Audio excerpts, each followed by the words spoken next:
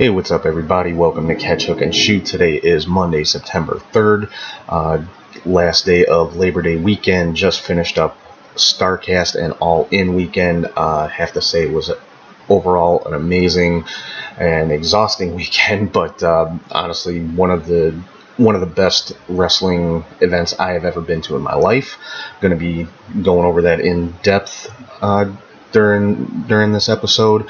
First of all, I want to say hope everybody is enjoying the show as always. Hope everybody's following on social media, Facebook, Twitter, Instagram, Snapchat.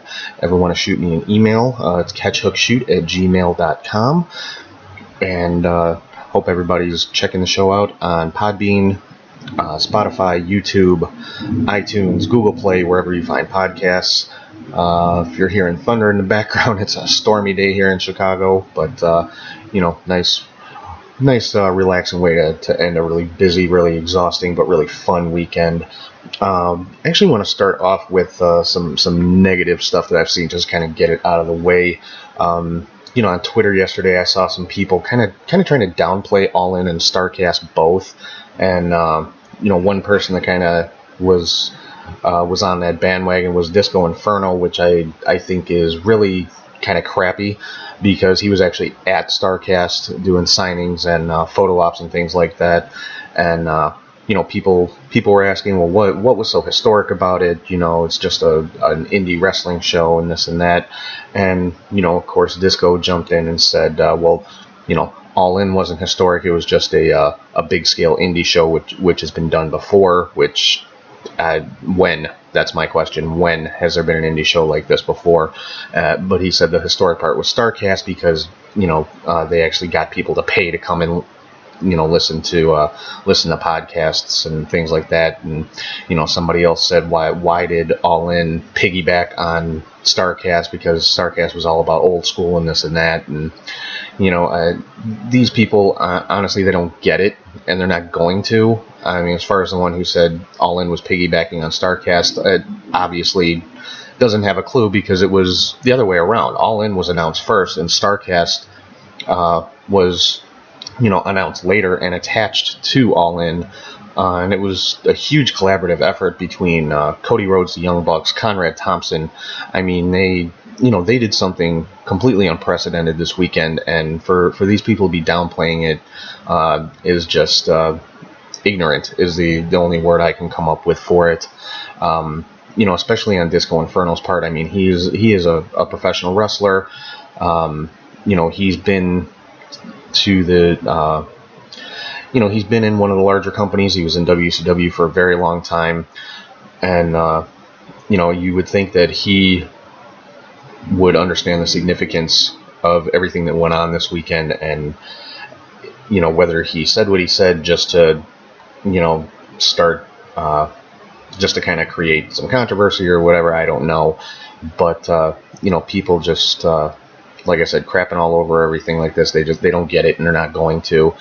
I mean, it was this was definitely a historic weekend for professional wrestling. I mean, this was the first non-WWE event in however many years to sell out a 10,000 seat arena. That is no small feat, and they were able to bring together representatives from every major wrestling company outside of WWE. You show me any other promotion or anything that's ever done that. We're talking the IWGP World Heavyweight Champion Kenny Omega was there. The Ring of Honor World Heavyweight Champion Jay Lethal was there. The Impact World Champion Austin Aries was there. Not, he wasn't at All-In, but he was at Starrcast. The representatives from Lucha Underground and PWG, and basically everything except WWE was represented there. I can't recall a time when that was ever done before, and hopefully it's done again. I really hope that they will make this a yearly event, but I know it was a huge undertaking for all of these guys. So if it is just a one-time thing, I'm very happy that I was able to be there. And it was an amazing time. I mean, at Starrcast, just the number of people I met was overwhelming. I was able to have photo ops with Scott Steiner and Animal, two of the greatest tag team wrestlers of all time. Bully Ray, member of the greatest tag team of all time, in my opinion. My wife actually got a photo op with the beautiful people. Yes, my wife went with me every day to Starrcast. She since we've been together, she has actually become a wrestling fan herself, which I'm very happy about. And she had a blast there too. Like I said, she had a photo op with the beautiful people, who are honestly awesome people, especially Angelina Love. Like I said, we were there every day of Starrcast, and every time we walked past her table, she remembered us, said hello to us, talked to us for a couple of minutes, and just a really, really cool person. Like I said, also got a photo op with Bully Ray. Of course, biggest thrill for me, I had photo ops with both the NWO, Scott Hall, Kevin Nash, and X-Pac, as well as original members of the Four Horsemen, Arn Anderson, Tully Blanchard, and J.J. Dillon. Of course, I've already posted those pictures on all my social media, so hopefully you guys have seen that. Ones I didn't get photo ops with, but still got to meet, shake their hand, chit-chat for a minute or two. Jerry Lynn, Sergeant Slaughter, Don West, Tony Schiavone, and Bruce Pritchard. Jeff Jarrett and Karen Jarrett, Diamond Dallas Page, Jay Lethal, Victoria, also known as Tara in TNA, Rosa Mendez, Noelle Foley. Excuse me. But I've got to say, the coolest encounter that we had this weekend was really unexpected, and it was with Lanny Poffo, Macho Man Randy Savage's brother. Now, my wife and I have a son. He's my stepson, my wife's son, and he is named after Randy Savage. My wife's always been a huge Macho Man fan, and actually named her son Randy after the Macho Man. And so she wanted to just say hello to Lanny Poffo and, let him know what a big fan she's always been of his brother, and that she named her son after him. So we went up to his table, spoke to him for a minute. Very, very nice guy, very gracious with his time. And while she was talking about Macho Man, she became a little bit emotional, got a little misty, and Lanny he recognized that actually before I did, that she was getting upset. He was actually nice enough, got up from behind his table, gave my wife a big hug, spoke to her for a few minutes about Randy Savage, and did something that I could not believe. I mean, my jaw hit the floor when he did this. He was wearing Randy Savage's Hall of Fame ring. He took the ring off of his finger, put it on my wife's finger, and took a picture with her wearing the ring.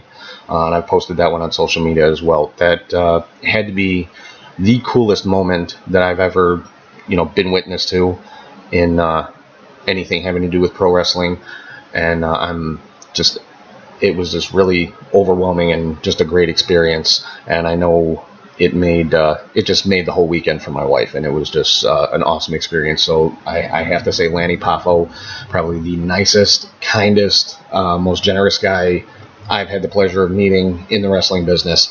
And that's not a knock on anybody else. It's just he went above and beyond for a fan of his brother, and that was just really the coolest thing I've ever been witness to. So have to give a huge thank you to Lanny Poffo for doing that, and for giving my wife that experience. And I'm just happy I was there to see it, because it really was something just awesome to watch. Another person I met, a gentleman named Dennis Lining, and I apologize if I'm mispronouncing that. Excuse me. He is the president of Double Turn Games Incorporated. Now, I met him at his booth at Starrcast. They were selling a card game called Smack Talk Showdown, and I actually picked up a copy of the game. It's I haven't played it yet, but looking through the instructions and everything, it's kind of like Cards Against Humanity for wrestling nerds.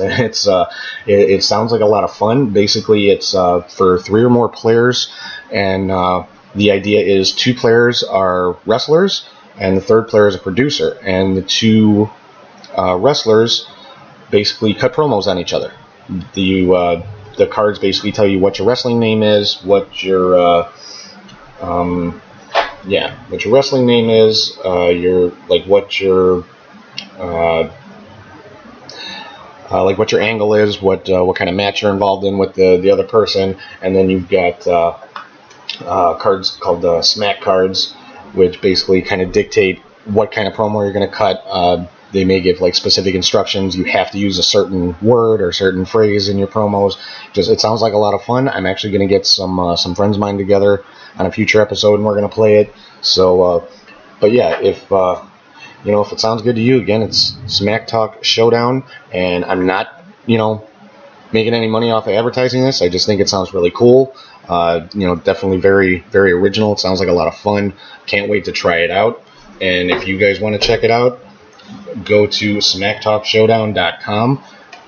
Check out the game, get yourself a copy, have some fun. I mean, if you like smack talking with your friends and doing, your own little makeshift wrestling promos on each other, it's definitely the game for you. So, like I said, I'll be getting some buddies together and playing a few rounds on a future episode, so hopefully you guys will check that out. But yeah, Starrcast was just was an amazing event. So many different wrestlers and podcasters and vendors and just a lot of cool stuff. Even just to go and just walk around and be among that many wrestling fans and all the old school wrestlers, the current wrestlers.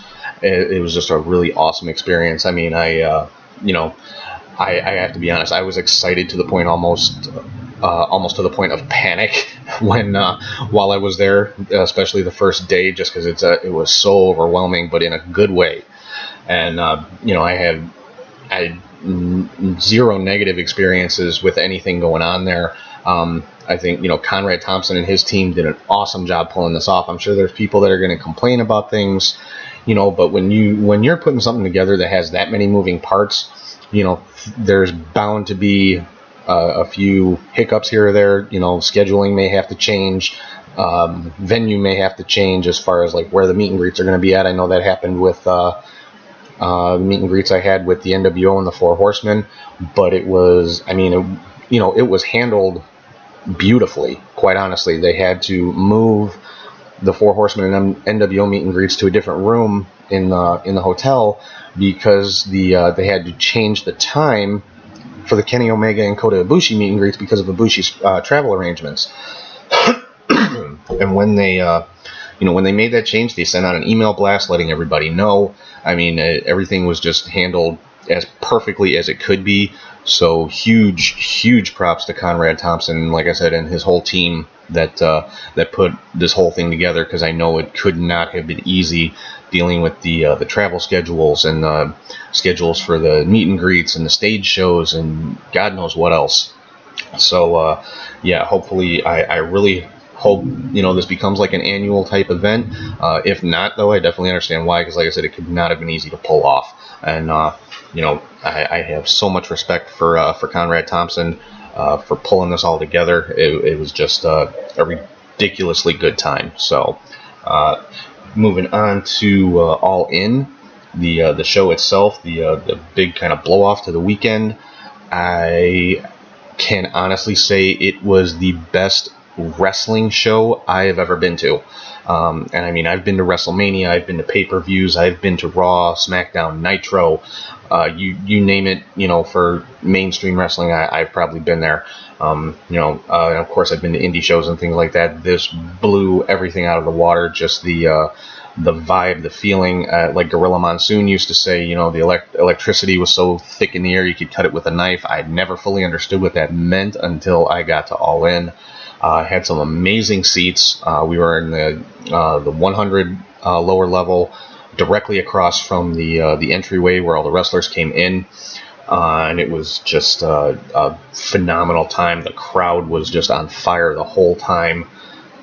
I mean, at one point in the evening during the Cody Rhodes and Nick Aldis match, right at the beginning after they had done the intros, before they even locked up, the crowd was so loud, the floor was literally shaking. And that is not an exaggeration. The floor of the arena was shaking just from the crowd being so into it. So getting down to the card here, of course they had the first hour was on WGN America, and had 2 matches during that time. You had SoCal Uncensored, which was Frankie Kazarian and Scorpio Sky versus the Briscoes. SCU came out on top in this one. A phenomenal opening match. I mean, you know, you can't go wrong with either one of those 2 teams. They're two of the top teams in indie wrestling right now. So, I mean, the Briscoe brothers, longtime mainstays in Ring of Honor, probably the best tag team in Ring of Honor, without a doubt. SoCal Uncensored, you know, another phenomenal tag team, and it was just a great, all-around great tag team match. I mean, I can't say anything negative. I can't say anything negative about any of these matches. I mean, quite honestly. Then, of course, you had the over-budget Battle Royal, with the winner of which would get a shot at the Ring of Honor World Championship later in the evening. Came down to, it looked like Bully Ray, who was like a last-second entry, came out after everybody else was already down at ringside. Looked like he was the winner. He ended up being the last guy in the ring, but then a masked wrestler jumped in, who apparently had not actually been eliminated from the Battle Royal. Jumped in, super kicked him, pulled off the mask, and it turned out to be Flip Gordon, who everybody, you know, of course, Cody and the Bucks said would not be booked at All In. Well, looks like he booked himself into the Battle Royal and ended up winning it. After he pulled the mask off, threw Bully Ray over the top, and ended up winning the over-budget Battle Royal for a shot at Jay Lethal in the Ring of Honor World Championship. You know, it was a great, I mean, it's a Battle Royal, so, you know, of course, the action's all over the place. It's hard to focus on just one person or, you know, group fighting each other because, again, the action's all over the place, but it was, you know, just a fantastic Battle Royal, and some of the participants in it just wow is all I can say. Tommy Dreamer, of course, Bully Ray, Colt Cabana, Billy Gunn, the list just goes on. I mean, there's a lot of great talent in this one. In the first match on the main card, Mad Dog Matt Cross versus MJF. Matt Cross took the victory in this one. Phenomenal match. I'm a big fan of Matt Cross. I'm most familiar with him as Son of Havoc in Lucha Underground, so this was the first time I'd actually seen him on an indie event without the mask.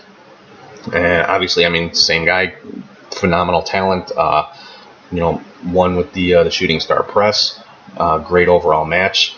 Next match was Christopher Daniels versus Stephen Amell, of course, from Arrow on the CW network. And I have to say, I wasn't sure what to expect from Stephen Amell. I mean, I know he's been in the ring before. Of course, he first time he wrestled was in a tag team match on SummerSlam a few years ago with Neville versus Cody Rhodes and Wade Barrett. You know, had a pretty good showing in that, but he was very well protected because it was a tag team match. So, and this was, I believe, I could be wrong, but I believe this was his first one-on-one match, and I think he made a pretty good showing. I mean, I heard some people sitting around me kind of, you know, talking crap about him and things like that, but I mean, you know, the guy's an actor, he's not a pro wrestler, but to get in there with somebody like Christopher Daniels, who's been in the business for 20 plus years, one of the all-time greats who's never, you know, been in WWE, which to me is a travesty. Let me make that very clear. But you know, they put on a pretty good match. Christopher Daniels, of course, came out on top, which I don't think was really a surprise to anybody. But you know, Stephen Amell had a very good showing. Hopefully, you know, I definitely would not complain about seeing him get in the ring again. So we'll have to see how that goes down the line. Next up was a four-way women's match with Tessa Blanchard, Chelsea Green, Madison Rayne, and Britt Baker. Tessa Blanchard, of course, came out on top. I thought it was really, really cool that Tessa came out and her dad, Tully Blanchard, and her stepdad, Magnum TA, were both down at ringside with her. Didn't stay there for the duration of the match, just at the very beginning. You know, she gave both of them a hug, that kind of thing. It was just a really, really cool moment to see these two legends come out and you know, show support for somebody that they both call their daughter. And you know, it was a really cool moment. Tessa Blanchard, of course, came out on top in that one. Phenomenal women's match. You know, all four of these women left everything out in the ring, and it was it was awesome. I know I'm going to be using that word a lot when it comes to this show, but hey, that's okay, because that's exactly what it was. Next up, we had Hangman Page versus Joey Janela. Another great match. Hangman Page came out on top in this one. The big kind of pop on this one was after the match was over with. Joey Ryan actually came out from the back, and honestly, I don't even know how to describe it. It was kind of an Undertaker-esque entrance if the Undertaker was a porn star, put it that way. If you weren't there, or if you weren't watching it on pay-per-view, I definitely say try to find it on YouTube or something, because it's wow. But it was definitely a cool spot, just another fantastic match on a fantastic show. Then of course we had the and I know I skipped the match, but I'm saving that one for last. But of course, we had the Ring of Honor World Championship, Jay Lethal versus Flip Gordon. Jay Lethal came out with Lanny Poffo in his corner, came out in his Black Machismo gimmick with Macho Man Randy Savage's music. Just a really cool moment, really great tribute to the Macho Man. Jay Lethal, does probably the best Macho Man impersonation I've ever heard, and I told him that at Starrcast when I was talking to him. But also his mannerisms in the ring and things like that. And of course, Flip Gordon came out with Brandy Rhodes in his corner. Great match here again. Jay Lethal did come out on top and retain the Ring of Honor Championship. After the match, Bully Ray did a run-in, attacked both guys. Lanny Poffo tried to get involved and help out. Ended up getting a nut shot for his trouble from Bully Ray, and then Colt Cabana came out and kind of saved the day before Bully Ray was able to put anybody through a table. And Colt Cabana, Flip Gordon, and Jay Lethal, all three did a Shield style triple power bomb on Bully Ray to end that one. Then moving on from there, we had Kenny Omega versus Pentagon Jr. This was a fantastic match, one of the best matches of the night, and on this particular card that is saying a lot. Great back and forth. Both guys hit all their big moves. Of course, Kenny Omega did come out on top. The IWGP title was not on the line in this one, obviously. And not to overshadow the match, which it didn't, because the match was, again, just one of the best matches on the card. But at the end of the match, the lights went out. When they came back up, Pentagon Jr., or who everyone thought was Pentagon Jr., was still laying in the middle of the ring. But he jumped up and attacked Kenny Omega, hit him with a code breaker, and pulled off the mask to reveal that it was Chris Jericho. And basically Jericho challenged Kenny Omega for the Jericho Cruise coming up later this year. So that was cool. That was probably one of the biggest pops of the night, was the fact that Chris Jericho showed up at All In, especially considering Fozzy had a concert in Kansas later that same night. Apparently Jericho showed up shortly before his spot, went in, did his spot, and went directly to the airport and flew out to Kansas to make the Fozzy concert, which he made. Just crazy, the stuff that Chris Jericho is doing right now. To me, he is the top guy in the world, just because of, you never know when he's going to show up. He will show up out of nowhere. He'll kayfabe everybody and make them think he's not going to be somewhere, and then he'll pop up. And so Jericho right now, to me, is the hottest wrestler probably in the world. And of course, is the IWGP Intercontinental Champion. So apparently on the Jericho Cruise, we're going to have the IWGP Intercontinental Champion versus the IWGP World Champion. Should be a ridiculous match between these two. I know the first one was. I'm sure this one will be, nothing less. And I'm hopefully I'm not going to be on the Jericho Cruise, but hopefully there'll be a way to watch that one. Whether I doubt it'll be live, but hopefully after the fact it'll be posted somewhere, the video from it. Up next was what, in my opinion, was the best match of the night. It was, at the very least, it was my favorite match of the night, which was Kazuto Okada versus Marty Scurll. The size difference between these two guys, seeing them in the ring together, was crazy. I didn't realize there was such a difference in height. And obviously weight between Okada and Scurll. Scurll, definitely had a size disadvantage in this one, but held his own. This was a fantastic match. I know it went longer than it was supposed to. Okada did come out with the victory, but Marty Scurll, had a fantastic showing in this match against probably the top guy in New Japan.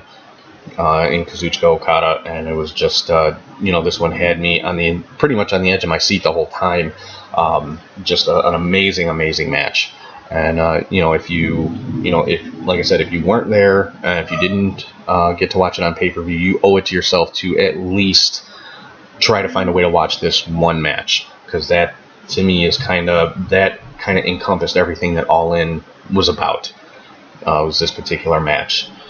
Martys, of course, the junior heavyweight, Kazuto Kata, perennial heavyweight champion for New Japan.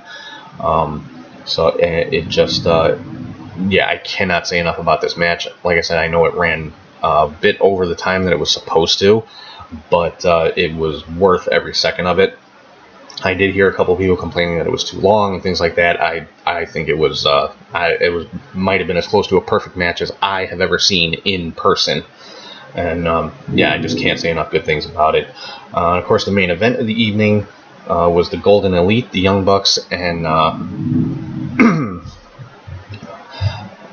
Young Bucks and Kota Ibushi versus Rey Mysterio, Rey Fenix, and Bandito. I had actually never seen Bandito wrestle before this. He is just a sick wrestler. He is fantastic. He actually reminds me of a Japanese wrestler I'm sure some of you guys have heard of, called Hayabusa, who unfortunately passed away a few years ago. But Bandito actually reminds me a lot of him. And this match, I mean, if you like high-flying wrestling, then I'll say it again, you owe it to yourself to find this match and watch it. Just an amazing way to cap off the evening. This one, they actually had to cut the time down. From what I read, it was originally supposed to be 28 minutes. They had to cut it down to 12. And when the match finished, apparently they got in just 3 seconds under the wire, because literally right after the match ended, the final graphic showed up on the screen, the produced by or whatever it was. So they, but they did get it within their time frame. They didn't get cut off early by the pay-per-view providers, which is good, because had that happened, I think it would have. It wouldn't have made the whole thing a failure, obviously, but it would have been. It just would have been ammo for all the negativity, and for people to say, oh, they failed and things like that. And so I'm really glad they were able to get everything in and finish within their time. Now, the one match I haven't talked about yet, it was not the main event, which kind of surprised me. I figured this would be the main event of the evening, but it was actually pretty much right in the middle of the card. The NWA World Heavyweight Championship, Cody Rhodes challenging Nick Aldis.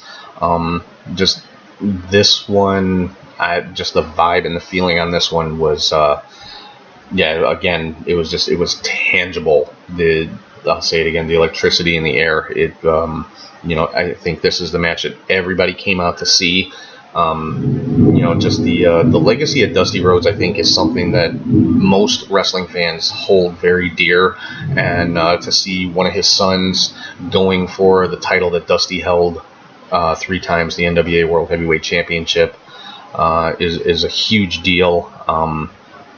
Just the fact that the NWA title means something again, I think it makes a lot of wrestling fans like myself very happy, especially ones like me who were big fans of the NWA growing up. So just the fact that I got to see an NWA title match, something I'd really never been able to see live before, it just was a very, very special moment. Of course, Cody came out. Each guy came out with their own sort of entourage, I guess you could say. Cody had DDP, Tommy Dreamer, of course, both of them, proteges of Dusty Rhodes, very close with the Rhodes family. If you've listened to Busted Open Radio or Tony Schiavone's podcast or anything that DDP's been on the last week or so, he's told the story of how close he and Cody have always been since Cody was very young. So seeing him come out to the ring with Cody was really cool. Glacier was also part of the entourage. I wasn't aware that Glacier was tight with the Rhodes family, but of course I'm not in the wrestling business, so it's not something I'd be privy to. I guess it's just not not common knowledge. I would assume, because like I said, that kind of surprised me. Cody also had his dog Pharaoh walk to the ring with him, which was really cool. And of course, Brandy in his corner. Nick Aldis came out, had Jeff Jarrett in his corner, or walking into the ring. Sean Daivari was with them, as well as Tim Storm, the man that he beat for the NWA title. So they each had their entourage come to the ring with them. It kind of gave it that big fight feel, because you see a lot of boxers and MMA guys come out with their entourage, their group of guys, their trainers, whatever it might be. So it just kind of gave it that kind of feel, which was really cool. All of the guys went to the back. Nobody stayed in the corners of either man except for Brandy Rhodes. And at one point during the match, Sean Daivari did come back out and kind of get involved with that. DDP came out as well. We got to see a diamond cutter on Sean Daivari in the middle of the ring, which was awesome. There was a huge pop from the crowd for that one. And but once that was over and done with, of course, Cody Rhodes came out on top. He is the new NWA World Heavyweight Champion. I really don't have the words to say. I just don't have the words for it. I mean, it was just a really, really cool moment. And for anybody to question whether or not this event was historic, just the fact that you have a Rhodes winning the NWA World Championship for the first time in how many years? Cody holding the same title that his father held 3 times. That in and of itself is historic. So I believe they're the first father and son to hold the NWA World Heavyweight Championship. I could be wrong, but I believe that's the case. And so that in and of itself is history. And it was awesome to be a part of it. It was awesome to be there to see it in person. And just this whole weekend, like I said, has been exhausting. So I can only imagine how it was for all the wrestlers and everybody organizing this thing. I mean, it was exhausting for me, and I was just there as a fan and as a spectator. So I have to give so much respect to everybody who put this together. The Bullet Club, like I said, Conrad Thompson, Cody, the Young Bucks, anybody who was involved in it. It was a huge undertaking, and they pulled it off. I mean, it could not have been done any better. And I think that's probably the biggest compliment that I can give is, to me, from my point of view as a fan, the weekend was perfect. And like I said, I hope it becomes an annual event, because I think it'll just keep getting bigger and bigger. And eventually, WWE may have to stand up and kind of recognize what's going on and say, hey, we'd like to be a part of this. I'm not counting on that, but to have one event where the entire wrestling world can be involved, regardless of promotions or affiliations or anything like that, I think that would be a wrestling fan's dream come true. And that's what this weekend was all about. It was all about the fans. And like I said, to me, it was absolutely perfect. Could not have been done any better. And my hats off to all of these guys. Like I said, I mean, it was an exhausting weekend for me, and I live in Chicago, so I was able to go home every night after the thing. I feel for the people who traveled. Apparently, there was like 70 to 80% of the people who attended were from out of town. So I hope everybody made it home safe and had a good night's sleep in their own bed. And I really, really, really hope in the coming weeks and coming months we hear something about All In 2 and Starrcast 2 and things like that. Because I think if it was an annual event, it, like I said, it will keep getting bigger and bigger and bigger. So definitely keep an eye out for that. And that's pretty much what I've got for this week. I'm not going to really get into any WWE stuff, because it just, let's be honest, it pales in comparison to what went on this weekend. Anybody that says any different, I'm sorry that you don't get it and that you never will. But if you're a true hardcore wrestling fan, then this weekend was heaven, and that's exactly what it was for me and for everybody else there. Besides the wrestlers and personalities that I got the opportunity to meet, the fans that were there were awesome. I mean, everybody I talked to was just happy to be there and happy to be having this experience. I don't think I saw one person there who was not smiling the entire time. didn't hear anything about any kind of drama or confrontations or anything like that. It was just a great gathering of good people who love professional wrestling. And, what more can you ask for? And again, it was, to me, and I think to a lot of wrestling fans out there, this was probably the most perfect weekend you could ever have had. So if you were at Starrcast, at All In, or even if you were watching it on pay-per-view, I think you know what I'm talking about. And if you weren't there and you didn't get to experience it, then I'm sorry, and hopefully they'll do it again so that you'll have the chance, because it's very hard to put into words if you weren't there to experience the feeling and the vibe that was going on. And so yeah, I'm gonna sign off for right now. Hope everybody had a good long weekend. I know I certainly did. Not looking forward to going back to the real world tomorrow, but hey, it is what it is. Got to pay the bills, right? So hope everybody has a good week. I will be back on schedule next Sunday with getting the next episode posted with all the normal updates and everything like that. And yeah, don't exactly have a topic for next week's show, but I'll come up with something. So again, hope everybody's enjoying listening on Spotify, Podbean, YouTube, iTunes, Google Play, everywhere you get your podcasts, and hope everyone is following us on social media, Facebook, Twitter, Instagram, Snapchat, and all that kind of fun stuff. And if you ever want to shoot me an email, it's catchhookshoot@gmail.com. Feel free to leave any questions, comments, or anything like that on any of my social media pages. And yeah, hope everyone has a good week. Hope everyone had a good long weekend, and I will talk to you guys soon.